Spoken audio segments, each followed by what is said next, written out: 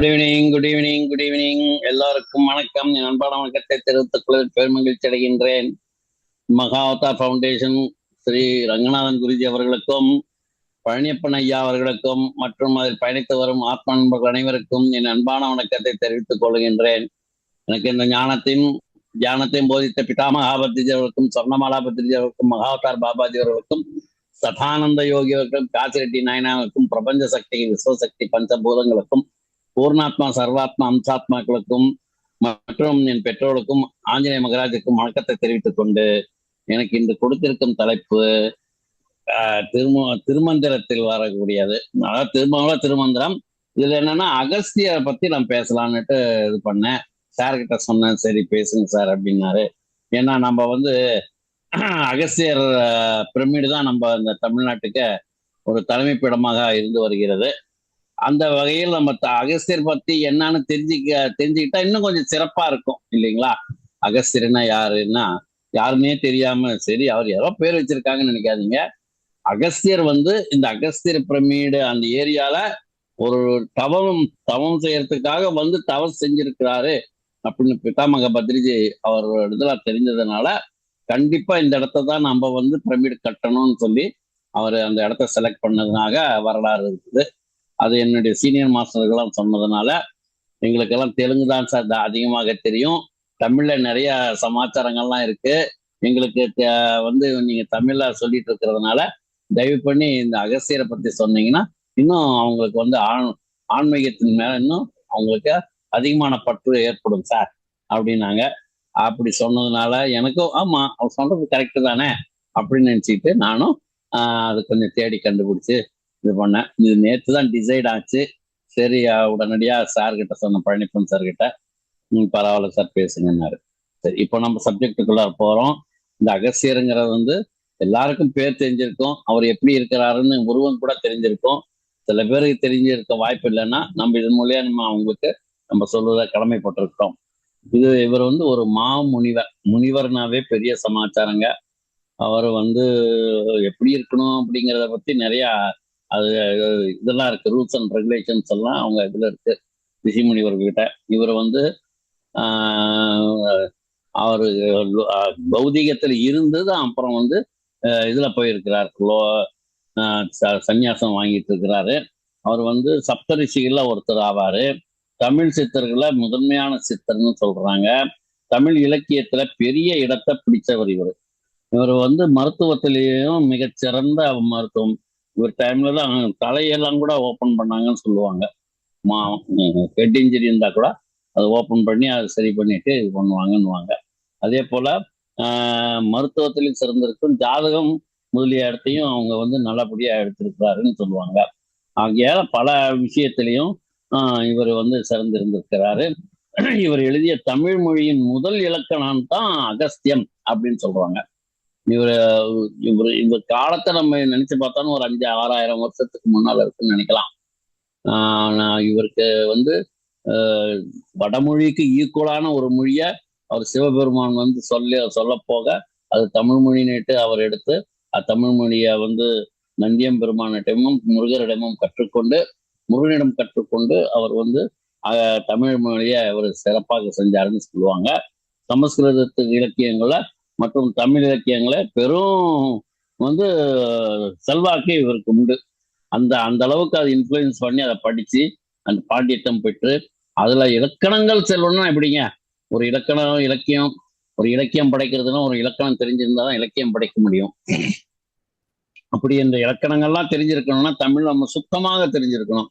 ஏனோ தானோன்னு தெரிஞ்சிருக்கிறதுக்கு முடிஞ்சா பின்னால வரக்கூடிய கல்வியாளர்கள்லாம் அவங்களுக்கு பெரும் அவமானமா போயிடும். அது தமிழுக்கே அவமானம், தமிழ் அன்னைக்கே அவமானங்கிறதுனால அவர் எல்லாம் திறம்பட கற்றுக்கொண்டு அவர் இலக்கியம் எல்லாம் படைச்சிருக்கிறாரு. இவர் இவ்வளவு சிறப்பிட்டிருக்கிற அகஸ்தியர் முனிவர் ஆவார். இவர் எப்படி பிறந்தாருன்னா அக்னியில பிறந்த மாதிரி சொல்றாங்க. அதாவது ஹியூமனுக்கு பிறக்காமல் அக்னியிலிருந்து உற்பத்தியானவர், பிறந்தவர், அவதாரம் எடுத்தவர் என்றும் சொல்றாங்க. பின்னால் மித்திரர் அப்படின்னா வருணன் அந்த குடத்தில் இட்ட வீரியத்திலிருந்தும் இவர் அவதரித்தாருன்னு சொல்றாங்க. இவருக்கு வேற சில பேர்கள்லாம் உண்டு. அது என்ன பேருனா குடமுனி, குடத்திலிருந்து வந்ததனால் இவர் குடமுனி. மற்றும் கும்ப ஆஹ் கும்பயோகி அப்படின்னு சொல்லுவாங்க. கும்பயோகி என்றும் சொல்லுவாங்க. சித்த மருத்துவத்தின் தந்தை என்றும் வந்து இவர் போற்றப்படுவார். இவரு இவர் எப்ப பிறந்தார் அப்படின்னு பாத்தீங்கன்னா ஜனவரி மாசம் 6ஆம் தேதி பிறந்திருக்கிறாரு. அப்போ மார்கழி மாசத்துல ஆயில்ய நட்சத்திரத்துல இவர் பிறந்திருக்கிறாருன்னு சொல்றாங்க. அந்த தினம் பாத்தீங்கன்னா ஜனவரி 6 வந்து இந்த நாளை சித்த மருத்துவத்தின் தேசிய நாளாக நம்ம இந்திய தேசத்தில் கொண்டாடுகின்றோம். அப்போ நம்ம அகஸ்திய முனிவரை நம்ம மறக்காம ஜனவரி 6ஆம் தேதி நினைச்சுக்கிறோம் அப்படிங்கிறதுக்காக அவங்க வந்து அவருக்கு கொடுக்கக்கூடிய ஒரு ரெஸ்பெக்ட் அப்படின்னு கூட சொல்லலாம். அகஸ்திய முனிவருக்கு கொடுக்கக்கூடிய ஒரு மரியாதை நம்ம தேசத்துல வந்து அன்னைக்கு சித்த மருத்துவத்தின் ஒரு நாளாக கொண்டாடுகிறோம். மதர்ஸ் டே, ஃபாதர்ஸ் டே, சில்ட்ரன்ஸ் டே, இந்த மாதிரி டீச்சர்ஸ் டேங்கிற மாதிரி அகஸ்திய முனிவருக்கு பிறந்த நாளை இவங்க வந்து சித்த மருத்துவ நாளாக கொண்டாடுறாங்க. சரிங்களா? இப்போ அடுத்தது வந்து என்ன பாத்தீங்கன்னா இவர் படைத்த சாதனைகள்லாம் எண்ணில் அடங்காதவை, எல்லாமே பயங்கரமானது. ஒவ்வொன்றும் சொல்ல போனோம்னா அதெல்லாம் சாத்தியமா இருக்கும் அப்படிங்கிறாங்க. சிவபெருமானுக்கும் பார்வதி தேவிக்கும் கைலாசத்துல கல்யாணம் நடக்குது. அந்த கல்யாணத்துல யாராவது போகாம இருப்பாங்களா? நமக்கே அவ்வளவு ஆசை இருக்கு. ஐயோ, சிவபெருமானுக்கு பார்வதிக்கு கல்யாணம்னா எவ்வளவு சிறப்பா இருக்கும். அங்க எப்படி எப்படிலாம் வாத்தியம் வாசிப்பாங்க. சிவவாத்தியம் இருக்கும், சிவநடனம் இருக்கும், நாட்டியம் இருக்கும், பரதநாட்டியம்லாம் இருக்கும். அப்படியே இந்த பக்கம் திரும்பினாலும் அந்த பக்கம் திரும்பினாலும் எல்லாம் பாடல்களும் பஜனை பாடல்களும் நிறைய ஓங்கார கோஷங்கள்லாம் இருக்கும். இந்த பக்கம் தேவாதி தேவர்கள் இருப்பாங்க, ரிஷி முனிவர்கள் இருப்பாங்க. இந்த பக்கம் பார்த்தா வந்து அதர் காட்ஸ் எல்லாம் இருப்பாங்க, கடவுள்கள்லாம் இருப்பாங்க. எல்லாரும் வந்துட்டாங்க, முக்கியமானவங்க எல்லாம் வந்துட்டாங்க. அப்ப என்ன ஆச்சுன்னா வடமலை தாழ்ந்து தென் திசை உயர்ந்து போகுது. அப்போ உயர்ந்து போயிடுச்சுன்னா உடனே சிவபெருமான் இதுக்கு சரியான தகுந்த ஆள் யாருன்னு அப்படியே நோட்ட விடும் போது நம்ம கடைசியில நம்ம கும்பமுனிவர் தான் கிடைச்சாரு. கொள்ளமுனிவர். அது கும்பமுனியை கூப்பிட்டு, ஐயா நீங்க ஒரு சின்ன வேலை செய்யுங்க, நீங்க வந்து எல்லாருமே இங்க வந்துட்டதுனால இந்த பாரம் தாங்காம தென் திசை உயர்ந்து போச்சு, நீங்க போனீங்கன்னா சமமாயிடும். அதுக்கு உண்டான ஏற்பாடெல்லாம் செஞ்சுட்டேன். எல்லாருக்கும் கிழக்கு தஹசீல்தாருக்கு எல்லாத்துக்கும் சொல்லிட்டேன். விஓக்கு எல்லாம் சொல்லியாச்சு. ஆனா நீங்க தயவு செஞ்சு அங்க போங்க, அங்க போய் அங்க நின்னீங்கன்னா போதும், மீதி எல்லாம் பிடபிள்யூடி டிபார்ட்மெண்ட் பார்த்துக்குவாங்கன்னு சொல்லி அவர் அனுப்பி விட்டுறாரு. அப்படி அனுப்பும்போது என்ன ஆகுதுன்னா அந்த தென் திசைய அவர் கிராஸ் பண்றதுக்கு அவர் இன்னொரு கோரிக்கையை வச்சிடுறாரு. இவ்வளவு எல்லாம் சிறப்பான ஒரு கல்யாணத்தை நடக்கும்போது, பகவானே நான் உங்களுடைய சீடனாச்சே, எனக்கு எப்படி காட்சி தெரியும் அப்படின்னா, உனக்கு காட்சி தெரியும் போப்பா, இங்க இருந்து சிசிடிவி வச்சு அனுப்பி விடுற அப்படின்னு சொல்லிட்டாரு. அப்போ இன்னொரு கல்யாணம், மீனாட்சி கல்யாணம் நடக்கும்போது அவர் அருகிலிருந்து எல்லாமே கவனிச்சாரு. அப்போ அதுக்காகவே மீனாட்சிக்கு திருமணம் நடந்ததாகவும் சொல்லுவாங்க, வரலாற்றுல சொல்றாங்க.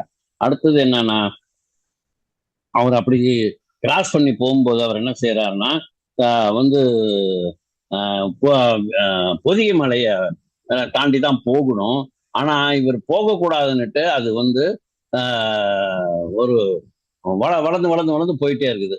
ஏன்னு கேட்டா இவருக்கு வந்து இமயமலை தான் பொதிகை மலையை விட பெருசு அப்படிங்கிற ஒரு இது ஒரு ஐடியா வச்சிருந்தாரு. அதை வந்து இவர் உடைக்கணுங்கிறதுக்காகவே விந்திய மலை, அதாவது என்ன இந்த பொதிகை மலை என்ன செய்ய உயரமா போயிட்டே இருந்துச்சான். அவர் மேல போய் என்ன செஞ்சார், ஒரு காலால் ஒரு அமுக்கினாரு. எனக்கு மீறியா நீ போற, உட்கார் தம்பி, நான் வர்ற வரையும் இப்படிதான் இருக்கணும், நான் வந்த பிறகு நீ மேல எந்திரிச்சு போ அப்படின்னு சொல்லிட்டு அவர் அமுக்கி அந்த விந்திய மலையை வந்து ஒரு சாதாரணமான இமயமலையை விட, சாரி சார்,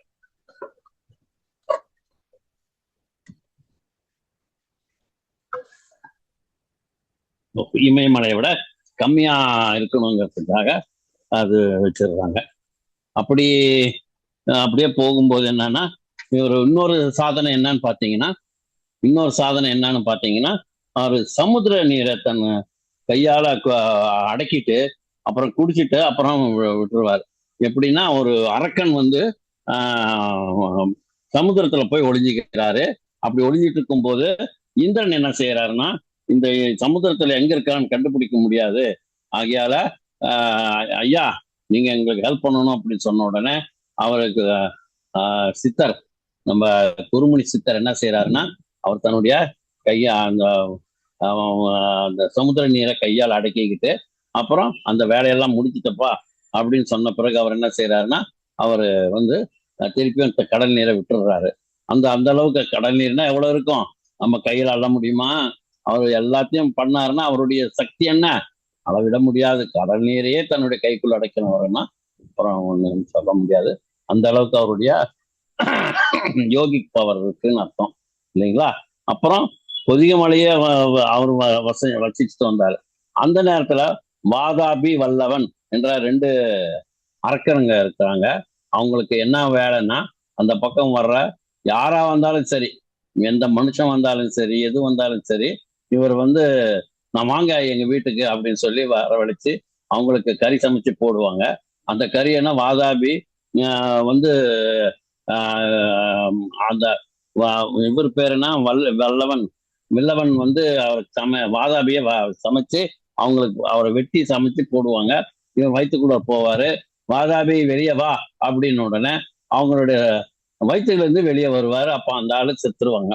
இதுதான் அவங்களுக்கு காலங்காலமா அந்த செத்துறவங்கள இவங்க சாப்பிடுவாங்கன்னு சொல்லுவாங்க. அந்த மாதிரி இந்த நேரத்துல இவர் என்னடா இவரால இவ்வளவு பிரச்சனை இருக்கிறான்னு சொல்லிட்டு நம்ம ஆள் என்ன செய்யறாரு, கும்பமணி நேரா போய் அப்பா சாப்பாட்டுக்கு வாங்கப்பா, உங்களெல்லாம் நாங்க ரொம்ப இன்வைட் பண்ணிட்டு இருக்கிறோம், ரொம்ப நாளா எதிர்பார்த்துட்டு இருக்கிறோம், நீங்க வாங்க வாங்க.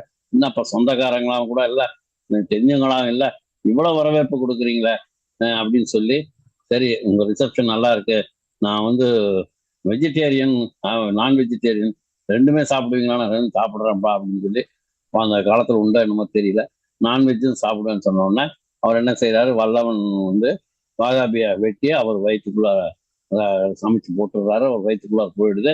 அவர் மாமூல எப்பயும் மற்றவங்களுக்கு செய்யற மாதிரி வாதாபி வெளியே வா அப்படின்வாரு. அவர் என்ன செய்யறாரு, வாதாபி ஜீரணமாயக அப்படின்னு வயிற்ற தடவுவார் பாருங்க அகஸ்தின் வேற. அப்புறம் அங்கேயே சமாதி ஆயிடுறாரு. யாரு, வாதாபி சமாதி. அதுக்கு ஒரு பாட்டு கூட, வாதாபி கணபதின்னு பார்த்தேன்னுட்டு ஒரு ஒரு கீர்த்தனை கூட இருக்கு. அந்த மாதிரி விநாயகரை பாடும்போது இந்த வாதாபி பாட்டு கண்டிப்பா சபையில பாடுவாங்க. அது அவ்வளவு சிறப்பான ராகமும் தாளமும் அதே போல பொருளும் உடைய அந்த இது இருக்கு. அந்த வாதாபி பாட்டு கூட இருக்குங்க. இவ்வளவு சிறப்பு மட்டும் இல்லாம அவர் என்ன செய்யறாருன்னா, இவருடைய குருநாதர் யாருன்னு தெரிஞ்சுக்கணும் இல்லையா? இவ்வளவு சிறப்பு வாங்கி யாராக இருந்தாலுமே, எவ்வளவு பெரிய இதா இருந்தாலுமே அவருக்கு ஒரு குருநாதர் உண்டுன்னா இவருக்கு சிவபெருமான் குருநாதர் அப்படின்னு. இவருக்கு சரிப்பா அவர் குருநாதர் ஆச்சு. இவர் வளர்ந்து என்னாச்சுன்னா, இவங்களுக்கு நிறைய பேர் சீடர் இருந்தாங்க, 18 சீடர்கள். அவங்கள முக்கியமானவங்கன்னா போகரு, மச்சமுனி, கமலமுனி, போரக்கரு, அப்புறம் திருமூலரு, அப்புறம் இடைக்காட்டு சித்தரு, அதே போல கொங்கனாரு, காலங்கிநாதர், புலிப்பாணிங்கிற போல ஒரு 18 சித்தருங்க. அவங்க இவர் கீழே சீடர்களா இருந்து இவர் கற்றுக் கொடுக்கக்கூடிய அந்த யோகம், மருத்துவம், அப்புறம் மந்திரங்கள், ஸ்லோகங்கள் என்னென்ன கற்றுக் கொடுக்கணுமோ எல்லாமே அவர் இந்த சீடர்களுக்கு அழகா கற்றுக் கொடுக்குறாங்க. இவங்களும் அருமையா கத்துக்கிறாங்க. இங்கெல்லாம் நிறைய எழுதியிருக்காங்க. புலிப்பாணி சித்தரெல்லாம் நிறைய ஜோதிடத்துல எழுதியிருக்கிறாரு. அது ஒவ்வொன்றுமே அற்புதமா இருக்கும். அது சொன்னார்னா அதுக்கு அப்பீலே கிடையாது. சில பேர் சொல்லுவாங்க ஜோதிடத்துல அவ்வளவு இது இருக்குதான்னு. அந்த காலத்துல இருந்தே வந்துட்டு இருக்குது, இன்னைக்கு நேற்று வந்தது இல்லை. அப்படி இருக்கும்போது அதுல நம்பிக்கை வைக்கிறதுல தப்பு ஒண்ணும் இல்லை. ஆனா சரியான ஜாதகமா பார்க்கணும், சரியான ஜோதிடரா இருக்கணும். அவரு அந்த ரூல்ஸ் அண்ட் ரெகுலேஷன்ஸ் எப்படி சொல்லி பார்க்க சொல்றாங்களோ அந்த மாதிரி பார்த்தாங்கன்னா ஜோதிடம் பொய் ஆகாது. இதே நிறைய பேரு அதனுடைய தப்பான இதை சொல்லி நிறைய காசெல்லாம் சுண்டல் பண்ண ஆரம்பிப்பாங்க. அது பாவத்துக்குரியது. அந்த மாதிரி செய்யக்கூடாது. அந்த மாதிரி செய்வங்க நிறைய பாவத்தை அவங்க சந்திக்க வேண்டியதா இருக்கும். அப்படியாப்பட்டவங்க குழந்தைங்களோ, அப்படி அவங்களுக்கு பிறக்கக்கூடியதோ அவருக்கோ தீராத ஒரு பழி அவங்களுக்கு இருக்கும்னு ஜோதிட சாஸ்திரம் சொல்லுது. ஆகையால எதா இருந்தாலுமே ஜோதிடம் பொய்யல்ல அப்படிங்கறத வலியுறுத்துறதுக்கு இத்தனை உதாரணம் சொல்ல வேண்டியதா இருக்கு. அடுத்தது என்னன்னா, இவர் எங்க சமாதி ஆனார்னா, இவருக்கு மனைவி இருக்கிறாங்க. இவங்க மனைவி பேர் தான் லோபமுத்ரா அப்படின்னு. இப்போ வந்து இவர் வந்து லோபமுத்ரா யாருன்னா விதர்ப நாட்டு அரசன் மன்னனுடைய மகள். விதர்ப நாடுன்னு ஒண்ணு இருக்கு நம்ம பாரத நாட்டுல பாரு. பாரத நாடு பரந்த நாடு. இந்த விதர்ப நாடுன்னா அது கொஞ்சம் பக்கமா இருக்கும் போல. அந்த நாட்டுல வந்து விதர்ப நாடு இருக்கிற மன்னனுடைய மகள் தான் லோபமுத்ரா அப்படின்னு சொல்லுவாங்க. இன்னைக்கு நம்ம அகஸ்திய பிரமிடுக்கு போனோம்னா உணவகத்துக்கு பேர் வச்சிருக்காங்க லோபமுத்ரா அன்னத்தை இது நட்டு வச்சிருக்கிறாங்க. அந்த இது சரியான ஒரு பெயர் வச்சிருக்கிறது நம்ம சந்தோஷப்படணும். அகஸ்தியருடைய அகஸ்தியருடைய இது நம்ம அப்போ ஆசிரமம் ஆசிரமத்தில் இருக்கிறது லோபமுத்ராவோட அன்னதான கூடம். இது ரொம்ப பொருத்தமான இருக்குது இல்லையா? சரி, இவங்களுக்கு குழந்தைகள் உண்டான்னு கேட்குறீங்களா? எஸ் சார், உண்டு. மகன் மகன் பேர் என்னன்னா இத்மலாக்கன் அல்லது சங்கரன் பேரு. அது சரி. இவர் எங்க வந்து தன்னுடைய சமாதியை வச்சிருக்காருன்னா அவருடைய சமாதி வந்து அனந்த சயனம் அப்படின்னு சொல்லி திருவனந்தபுரத்துல இருக்குது ஒண்ணு. அடுத்தது சில பேர் சொல்றாங்க கும்பகோணத்தில் உள்ள கும்பேஸ்வரர் கோயில்ல கூட இருக்குதுன்னு சொல்றாங்க. அப்போ இதுல எதுவும் இன்னும் சரியான முடிவுக்கு வர முடியல. இவருடைய வாழ்நாள் எவ்வளவு, எத்தனை காலம் வாழ்ந்திருப்பாரியா அப்படின்னா ரொம்ப அதிகம். நம்ம திருமூலரே 3000 வருடங்கள் இருந்திருக்கிறாரு. இவரோட சிஷியரு யாரோட சிஷியரு? நம்ம அகஸ்தியரோட சிஷியரு திருமூலர். ஒரு திருமந்திரத்தை எழுதுறதுக்கு 1 வருஷம் எடுத்துக்கிட்டு 3047 பாடல்கள் எழுதியிருக்கிறார். அப்போ இவருக்கு அதுக்கு முன்னால இருந்து இவரு நிறைய கத்துக்கிட்டு இருந்திருக்கிறாரு. பல யுகங்கள், 4 யுகங்களும் 48 நாட்களும் இவர் வாழ்ந்திருக்கிறாருன்னு சொல்றாங்க. அப்போ இவர் எவ்வளவு ஒரு யுகத்துக்கு எத்தனை வருஷம்னு தெரியல. ஏன்னா இவர் ராமாயணத்திலையும் வர்றாரு, ராமருக்கு போதனை சொல்றாரு. அதே மாதிரி மகாபாரதத்திலையும் வர்றாரு, அதுலயும் இருக்கிறார். அப்போ அந்த 2 யுகம், திரேதாயுகம் இந்த யுகம் சொல்றாங்க.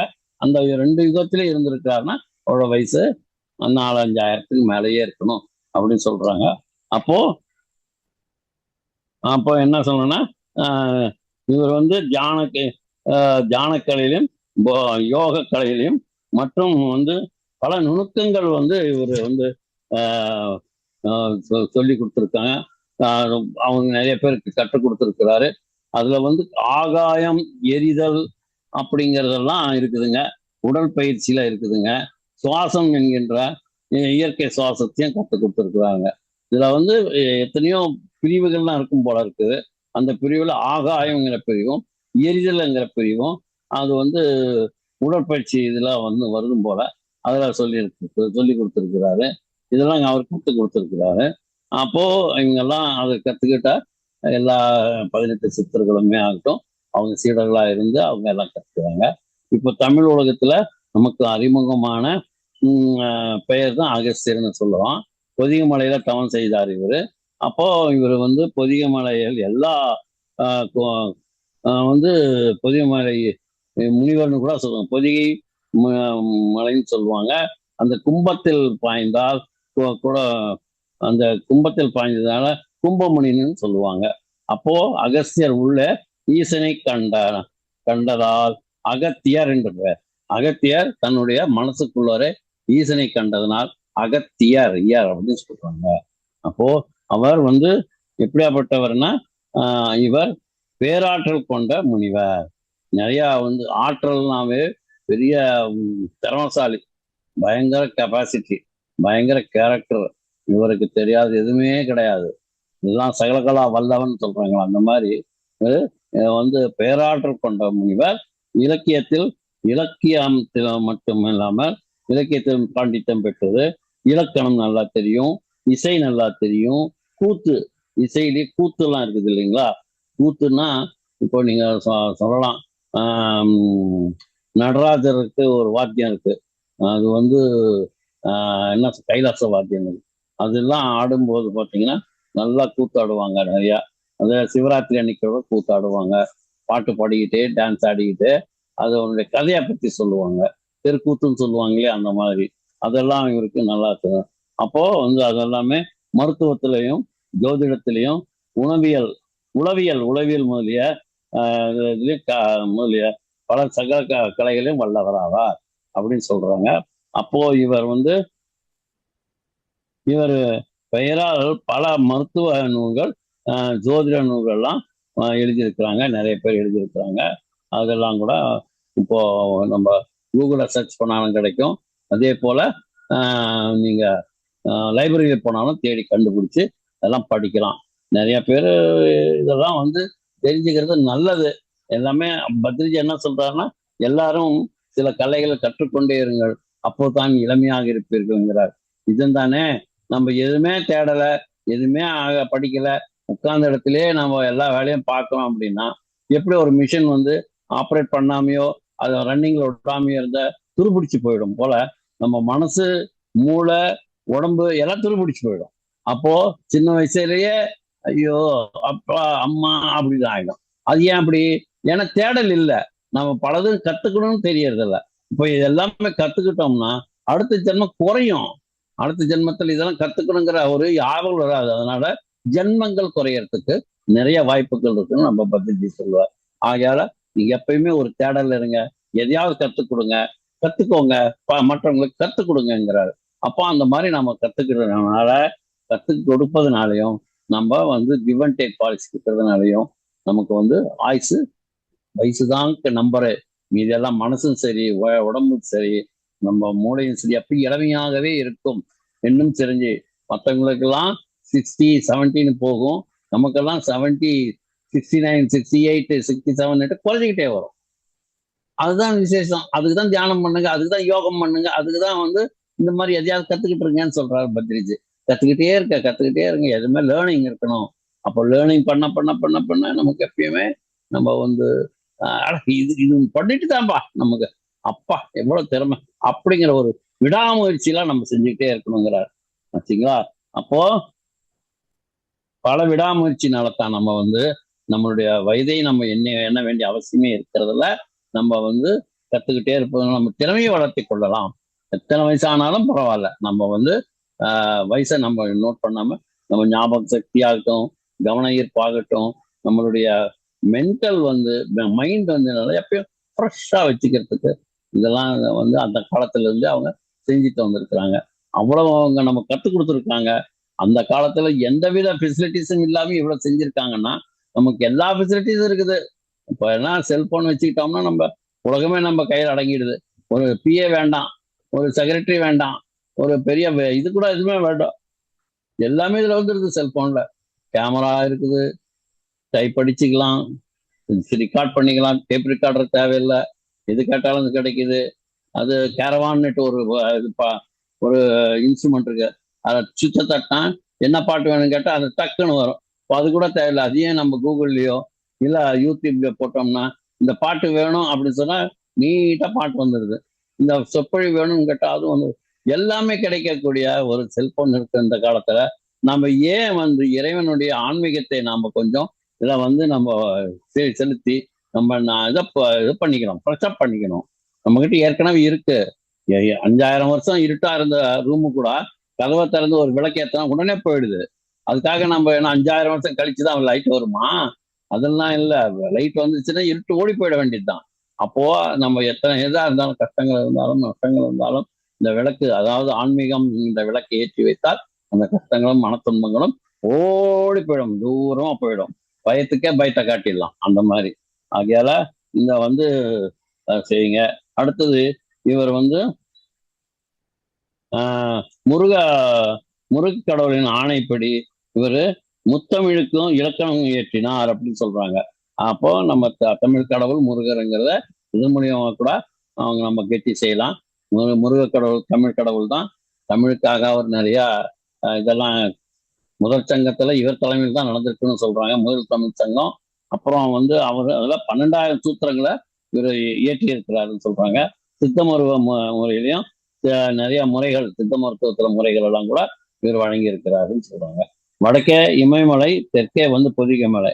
ஏன் இவருக்கு ஒன்றே தான் தமிழும் மருத்துவமும் ஜோதிடம், அப்புறம் என்னது இறைபக்தி, இவ்வளவும் குறைவில்லாமல் இருந்திருக்கிறார். அப்போ 18 சித்தர்கள்ல மிகவும் பிரபலமானவர் வந்து அகஸ்தியர் ஆவார். அப்போ முதல் தமிழ் சங்கத்தின் தலைவரும் அகஸ்தியர் தான். இலக்கணமும் இலக்கணம் நூலை எழுதி தொல்காப்பியர் அவருடைய மாணிக்க மாணவர் தான் சொல்றார். தமிழுக்கு இலக்கணம் எழுதிய முதல் வந்தவர் என்னன்னா தொல்காப்பியர்னு சொல்றாங்க. அவரும் எழுதியிருக்கிறாரு. அவரு அவர் வந்து தொல்காப்பியர் வந்து நம்ம அகஸ்திய முனியோட சிஷ்ய பிள்ளை மாணாக்கர்னு சொல்றாங்க. அப்போ நம்ம என்ன செய்யறோம்,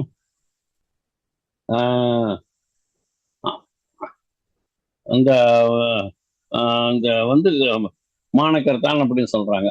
அப்போ நாம வந்து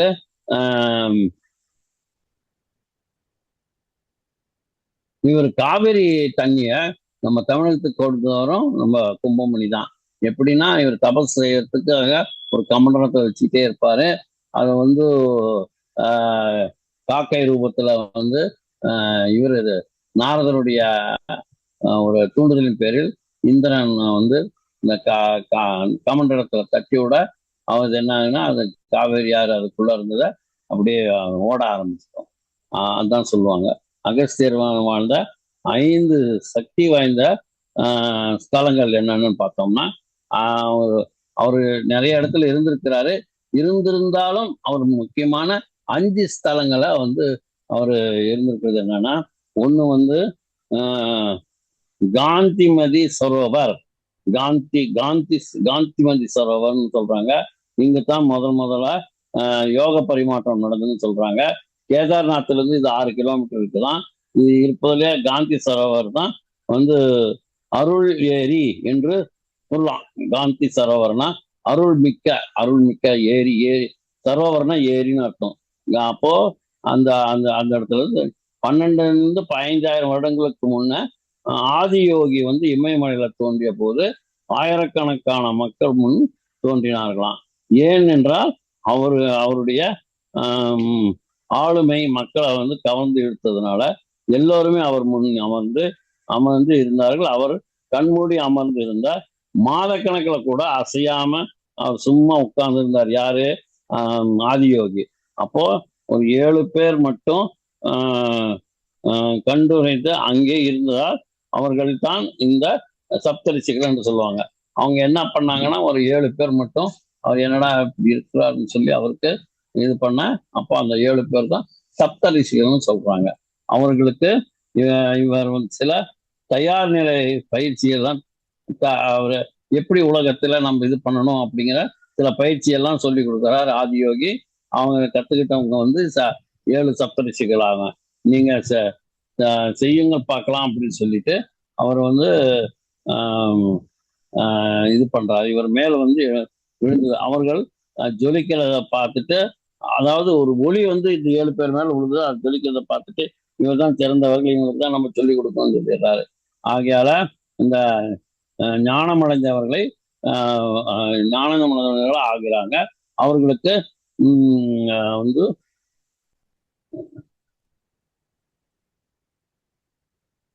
யோக போதனை எல்லாம் கொடுத்தவர் ஆதியோகி. அவங்களுக்கு சரோவர், காற்று சரோவர், அந்த காற்று சரோவர் இடத்துல வந்து யோக போதனைகள்லாம் கொடுத்து அவங்கள வந்து இது செய்யறாரு, ஆசீர்வதிக்கிறாரு.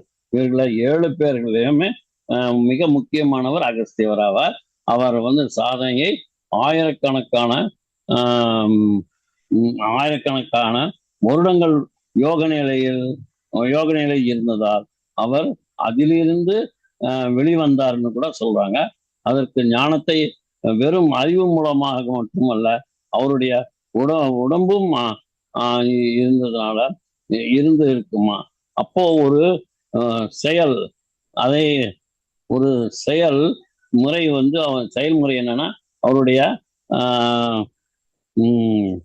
சுமையில ஒரு பகுதியாக ஒருவன் நினைத்த வேலை அவர் தன்னுடைய தென்னக பயணத்தை பூர்த்தி செய்ய முடிவெடுத்தார். ஒருத்தர் அந்த தென்னக பயணத்தை நம்ம தொடர்ந்துட்டு முடிவெடுக்கிறாரு. இந்த துணைக்கண்டத்திலேயே தென்பகுதி முழுவதும் அவருடைய செயலில் வீரியத்தில் தான் இருந்தது. அந்த 7 பேர்லயே இவர் மிகவும் சிறந்தவராக திகழ்ந்தது மட்டுமல்லாமல் இவர் தான் இந்த நாட்டின் 200 ஆசிரமங்களை மேல் உருவாக்கியவர் யாருன்னா நம்ம அகஸ்திய முனிவர் தான். நாட்டுல போற இடத்துல எல்லாமே ஒரு ஆசிரமத்தை உருவாக்கி அங்க வேணுங்கிறதெல்லாம் செஞ்சு கொடுத்துட்டு அந்த வந்து திருப்பி இன்னொரு ஆசிரமத்துக்கு போவார். அங்க என்னென்ன பயிற்சிகள் சொல்லி கொடுக்குறாங்கன்னா அவர்களை உருவாக்குறது என்னன்னா அத மருத்துவம், ஜோதிடம், யோகம் எல்லாமே சொல்லி கொடுக்க வேண்டியது அந்த இது. அடுத்தது வந்து அவருடைய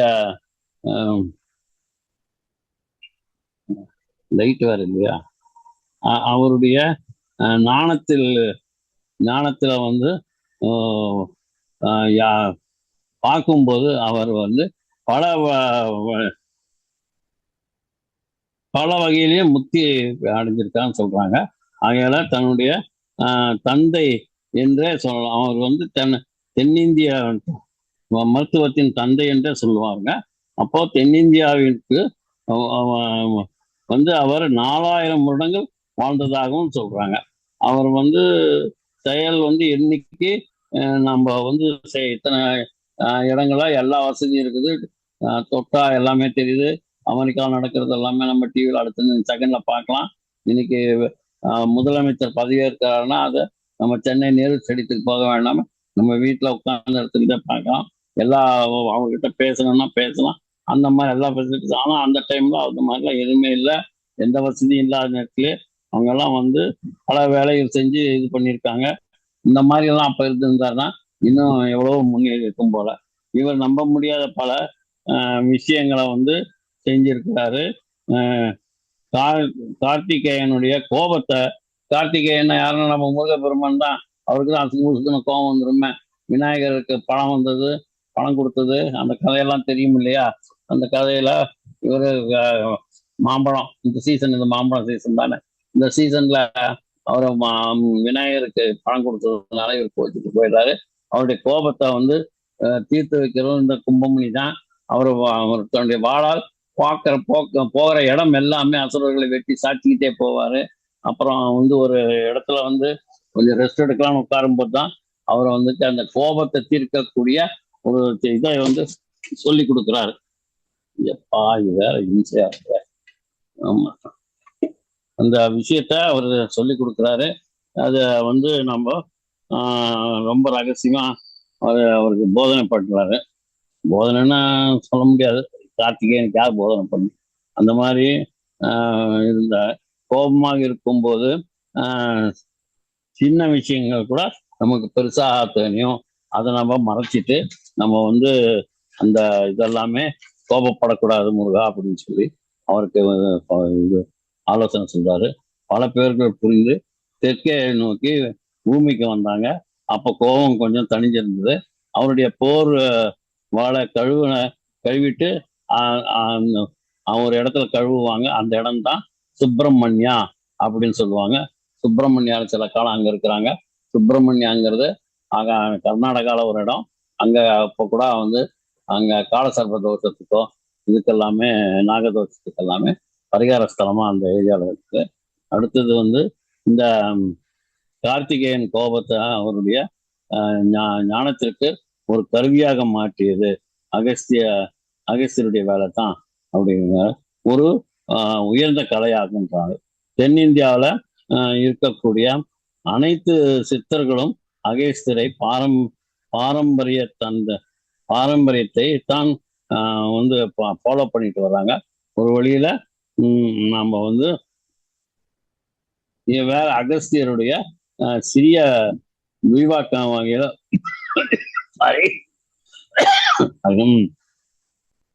ஒரு ஒரு பிரம்மா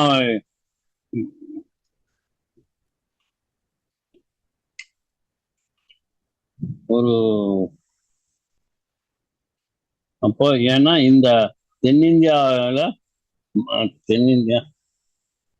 மலையானது ஒரு வித்தியாசமானது. அது அகஸ்தியர் தான். மீதி உள்ள 6 பேருமே வந்து இவர் அதிகமான நிலப்பகுதியை எடுத்துக்கிட்டதுனால மேலும் பற்பல வழியில உருவாக்கி செய்து நிறைய பகுதி எடுத்துக்கிட்டாங்க. அடுத்தது வந்து என்னன்னா இவர் வந்து குப்த காசி, அதுவும் வந்து அடுத்தது 5 இடம் இவர் வாழ்ந்த பெரிய புண்ணியஸ்தலமா சொல்றாங்க. ஒண்ணு ஒண்ணு நம்ம முதல்ல பார்த்தோம். அடுத்து 2வது வந்து குப்த காசின்னு சொல்லுவாங்க. இந்த குப்த காசிங்கிறது வந்து அகஸ்தியர் முனிவர் நடந்து சென்ற இடம். அந்த கோயிலுக்கு அவரே அவருடைய மக்கள் உள்ள வந்திருக்கலாம்னு சொல்றாங்க.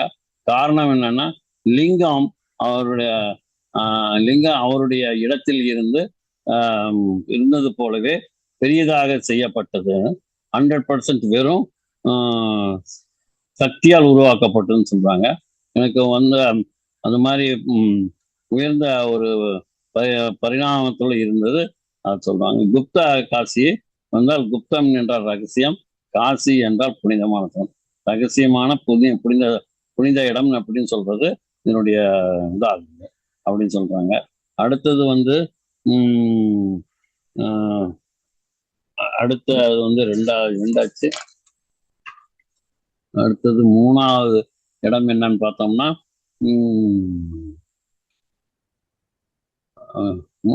மூணாவது வந்து பிலிகிரி